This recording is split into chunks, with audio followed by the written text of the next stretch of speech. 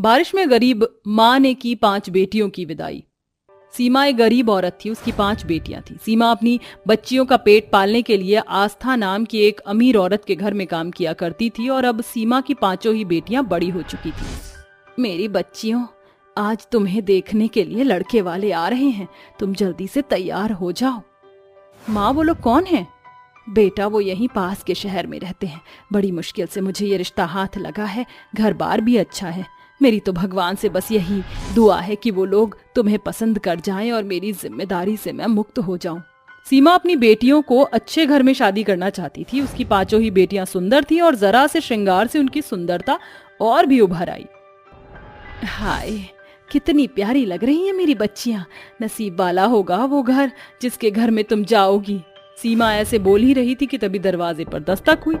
लगता है वो लोग आ गए। सीमा ने दरवाजा खोला और लड़के वालों का स्वागत किया। वहां पर बस लड़के के माँ और बाप ही थे।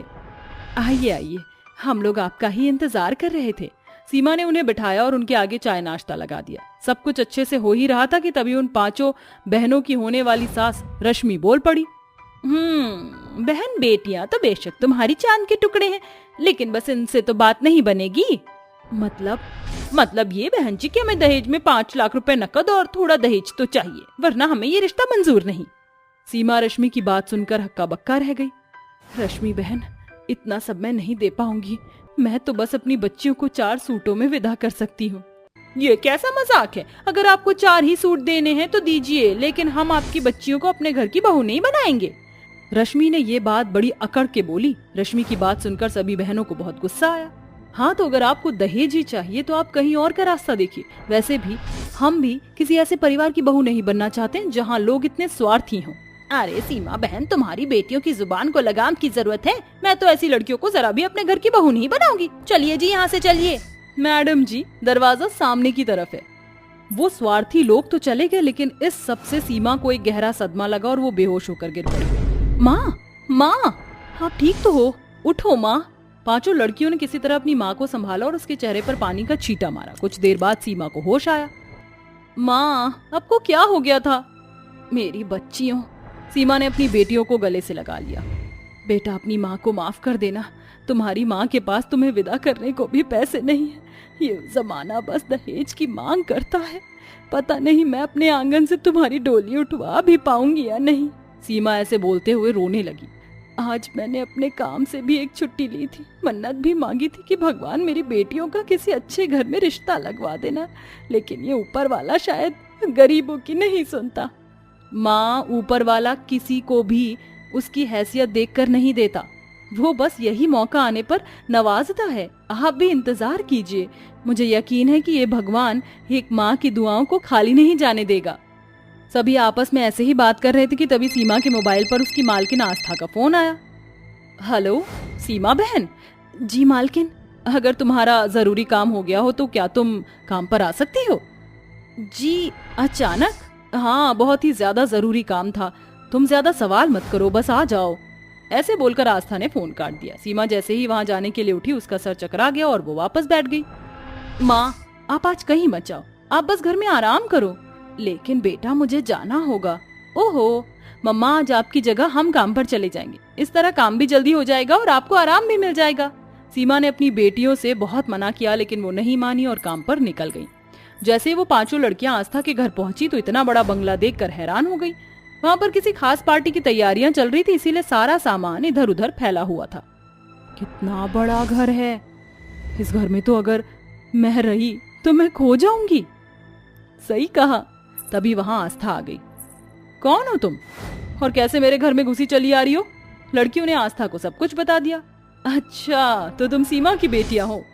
देखो, तुम्हारी माँ तो सभी काम बहुत अच्छे से करती है, तो ध्यान रहे कि काम में कोई शिकायत ना आए।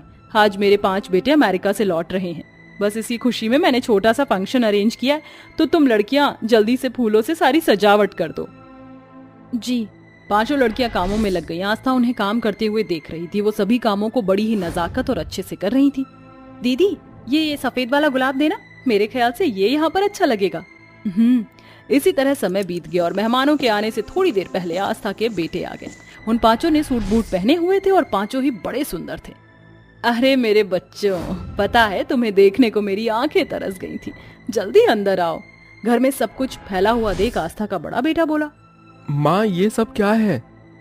कुछ नहीं, बस तुम्हारे आने की खुशी में मैंने एक छोटी सी पार्टी रखी है। अब तुम सभी जाकर फ्रेश हो, मेहमान भी आते ही होंगे। आस्था के बेटों को देख लड़कियां बोली, दीदी मालिक तो कितने सुंदर और अच्छे हैं ना। सही कहा। वो लड़कियां आपस में बातें ही कर रही थी कि तभी आस्था के बेटों की नजर उन पर पड़ी। माँ, ये लड़कियाँ कौन हैं? कोई नहीं, ये बस काम वाली हैं। ओह अच्छा। पांचों बेटे अपने कमरे में चले गए और कामों को निपटाकर पांचों लड़कियां भी वहां से घर आ गई। अगली सुबह सीमा काम पर जाने को तैयार हो ही रही थी कि तभी दरवाजे पर दस्तक हुई और दरवाजा खोलते ही उन्हें वहां आस्था और उसके पांचों बेटे दिखाई दिए। मालकिन आप? आस्था के हाथों में काफी सारा सामान था। हाँ मैं। अंदर नहीं बुलाओगी समधन जी? सीमा हैरान हो गई। उसने आस्था को अंदर बुलाया। सीमा, तुम्हारी बेटियों में ना जादू है। कल इन्हें देखते ही मेरा तो दिल इन पर आ गया था और जब मेरे बेटों ने इन्हें देखा तो इन्हें भी ये पसंद आ गई। तो बस मैं तुम्हारे घर शादी का प्रस्ताव लेकर चली आई। बोलो इस बारे में तुम क्या कहती हो? सीमा कुछ बोल ही नहीं सकी। खुशी के मारे उसकी आंखें भर आईं और उसके चेहरे ने सब कुछ बयां कर दिया। उसी दिन शादी की बात पक्की हो गई और 1 महीने बाद आज शादी का दिन था। तू सही कहती थी मेरी बच्ची, भगवान कभी किसी को हैसियत देख कर नहीं देता है। शादी के दिन सब कुछ सही से चल रहा था कि तभी फेरों के समय बारिश शुरू हो गई। अरे नहीं, बिना आग के तो शादी संपूर्ण भी नहीं होगी। शायद तकदीर को आज इस शादी का होना मंजूर नहीं है। सभी इसी तरह बातें बना रहे थे कि तभी आस्था का सबसे छोटा बेटा बोला, शादी तो आज ही होकर रहेगी। सीमा ने अग्नि के ऊपर एक छाता पकड़ लिया और दूल्हा दुल्हन ने भीगते हुए फेरे लिए और इसी तरह पूरा विवाह संपन्न हुआ। बारिश रुकने का नाम ही नहीं ले रही थी। मेरी बच्चियों, आज ये माँ तुम्हें बरसात में विदा करेगी। हमेशा अपने ससुराल में खुश रहना और सभी को खुश रखना। आज की शादी को दुनिया याद रखेगी। विदाई के आंसुओं के साथ बरसात के रूप में आसमान भी रो रहा था। सीमा ने अपनी बच्चियों को गाड़ी में बिठाया और विदा कर दिया। सलोनी, कहाँ पर है तू? ओ सलोनी, देख मेरे सर में बहुत दर्द हो रहा है, जल्दी से यहाँ पर आओ और मेरा सर दबा। सलोनी आंगन से आवाज लगाते हुए कहती है, माँ जी मैं आंगन में हूँ, बर्तन धो रही हूँ, अभी थोड़ी देर में आती हूँ। सलोनी की आवाज सुनते ही शकुंतला आंगन में जाती है और सलोनी के बाल पकड़कर कहती है, अरे कामचोर कलमुही कहीं की, तुझे तो जब देखो काम से बचने की आदत हो गई है। अरे कोई काम बता दो तो पूरी तरह प्राण निकल जाते हैं। चुपचाप पहले मेरे सर में तेल की मालिश कर, उसके बाद ये बर्तन धो। शकुंतला ऐसा कहकर सलोनी को अपने सर में तेल लगाने के लिए ले जाती है, जिसके बाद सलोनी बाकी के सारे काम छोड़ देती है और शकुंतला के सर में तेल लगाने लगती है। जैसे ही वो तेल लगाकर बचे हुए बर्तनों को धोने जाती है, उसके पीछे पीछे उसकी अमीर और गोरी जेठानी आती है और कहती है, यहाँ बैठे हुए तुझे 2 घंटे हो गए और तूने अभी तक बर्तन ही नहीं धोए। हे भगवान, किस तरह काम करती है तू? अभी तक नाश्ता भी तैयार नहीं हुआ। ये बर्तन धोना छोड़ और पहले हमारे लिए नाश्ता बना कर डाल। जेठानी जी, नाश्ता तो आप भी बना सकती हो, इस घर की बहू आप भी हो और मैं भी हूँ। देखो तो सही, स्यापन को काली नागिनी, कोई काम बताओ तो तुरंत जवाब देती है। अरे तुझे इस घर के अंदर पटरानी बनाने के लिए नहीं लेकर आए हैं। जो कहा है उसे सुन और रसोई में जाकर हमारे लिए नाश्ता बना कर ला। और हाँ, अगली बार अगर औकात से बाहर बोला तो मुझसे बुरा कोई नहीं होगा। निकिता की बातें सुनकर बेचारी सलोनी रोते हुए रसोई में जाती है और सभी के लिए नाश्ता बनाने लगती है। तभी वह अपने मन ही मन अपने आप से कहती है, आखिर क्यों मेरे साथ इस घर में शुरू से अभी तक अत्याचार होता जा रहा है? आखिर मेरा गुनाह क्या है? कोई मुझे कुछ नहीं समझता। ऊपर से मेरी सास भी हमेशा मेरी जेठानी की बातें ही सुनती हैं। तभी हॉल से निकिता की आवाज आती है, अरे इस कल्लू मैया से अभी तक नाश्ता भी नहीं बनाया गया है। निकिता की आवाज सुनते ही सलोनी फटाफट नाश्ते की प्लेट तैयार करती है और ले जाकर नाश्ते की टेबल पर रख देती है।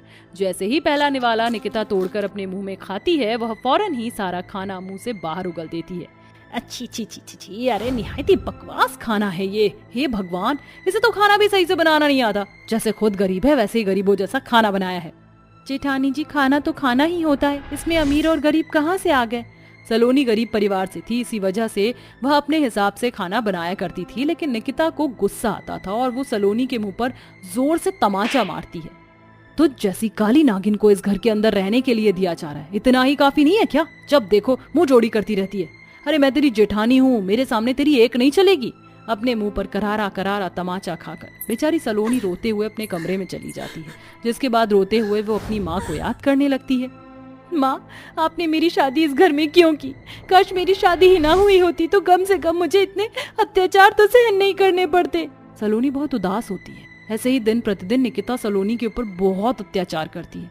एक दिन सलोनी घर के सभी कपड़े धोकर छत पर सुखा देती है और घर के बाकी काम करने लगती है, जिसके बाद जैसे ही सारे काम खत्म हो जाते सलोनी अपने कमरे में आराम करने के लिए चली जाती है। वहीं दूसरी तरफ निकिता अपनी सास शकुंतला को शॉपिंग करवाने के लिए बड़े से शोरूम में लेकर जाती है। वाह माँ जी, देखो ना ये साड़ी कितनी प्यारी है, आपके ऊपर तो बहुत प्यारी लगेगी, जरा इसे ट्राई तो करो।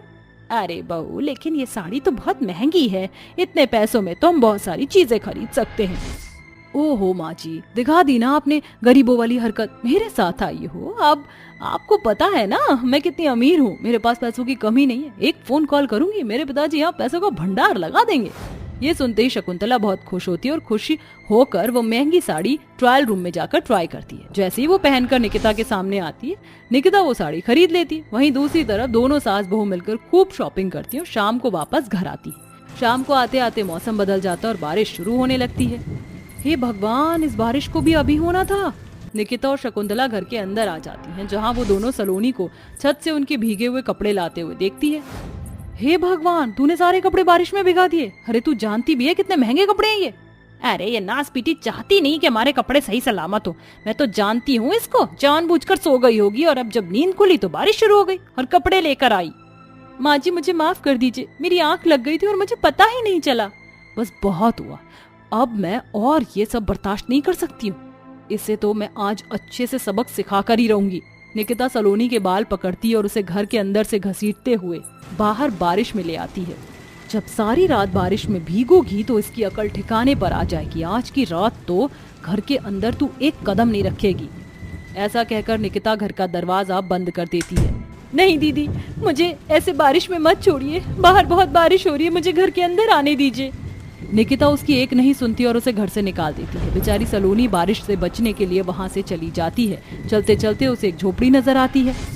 एक काम करती हूँ, आज की रात यहीं गुजार लेती हूँ और कोई चारा भी नहीं है मेरे पास।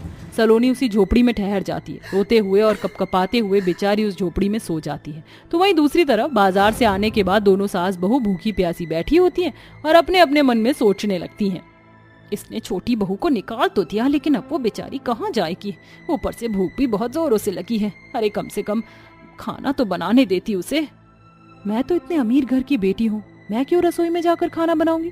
मेरी सास किस काम आएगी, ये है ना अपने आप कुछ ना कुछ बना लेगी। मैं यहाँ से जाकर अपने कमरे में आराम करती हूँ, वही ठीक रहेगा। ऐसा सोचकर निकिता अपने कमरे की तरफ जाने लगती है कि तभी शकुंतला निकिता से कहती है, कहाँ जा रही हो बहू, जाने से पहले खाना तो बना लो। हो गॉड, आपने सोचा भी कैसे कि मैं खाना बनाऊंगी। अरे मेरे जैसी अमीर घराने की लड़कियां खाना बनाएंगी। आप भूलो मत कि मैं दहेज में क्या कुछ नहीं लेकर आई हूँ। अगर खाना बनाना है तो खुद जाकर बना लो, मुझसे बोलने की जरूरत नहीं है। निकिता ऐसा तड़कता भड़कता जवाब देकर अपने कमरे में चली जाती है, जिसके बाद शकुंतला भी मायूस होकर अपने कमरे में चली जाती है। उस रात दोनों सास बहू बिना कुछ खाए ही अपने कमरे में सो रही होती हैं। खाली पेट की वजह से उन्हें नींद भी नहीं आती और बारिश की वजह से बाहर से खाना भी ऑर्डर नहीं हो पाता। मेरी छोटी बहू कितनी अच्छी है, कम से कम समय पर खाना तो देती है और कुछ भी कहो कर तो देती है। ये सब मेरी गलती है जो मैंने बड़ी बहू को सर पर चढ़ा रखा है। शकुंतला यहाँ ऐसा सोच रही होती तो वहीं रात की नींद निकिता को भी गायब होती है। मैंने बहुत बड़ी गलती कर दी, बेकार ही अपनी देवरानी को घर से निकाल दिया। अरे रात के समय एक आवाज पर हर एक काम करती थी और आज उसके ना होने की वजह से मुझे भूखा सोना पड़ रहा है। आधी रात के समय दोनों अपने कमरों से बाहर निकलती हैं। मुझसे गलती हो गई माँ जी, मुझे अपनी देवरानी को इस तरह से नहीं निकालना चाहिए था। चलिए उसे ढूंढ कर लाते हैं। हाँ बहू, तूने बिल्कुल सही कहा, उसकी अहमियत आज मुझे समझ आई है। दोनों सास बहू सलोनी को ढूंढने के लिए निकल जाती हैं, जिसके बाद वो दोनों उसे ढूंढकर वापस घर ले आती हैं। घर आने के बाद शकुंतला और निकिता दोनों मिलकर खाना बनाती हैं और अपनी देवरानी को खिलाती हैं और खुद भी खाती हैं। उस दिन के बाद से वो तीनों एक साथ खुशी खुशी रहने लगती हैं।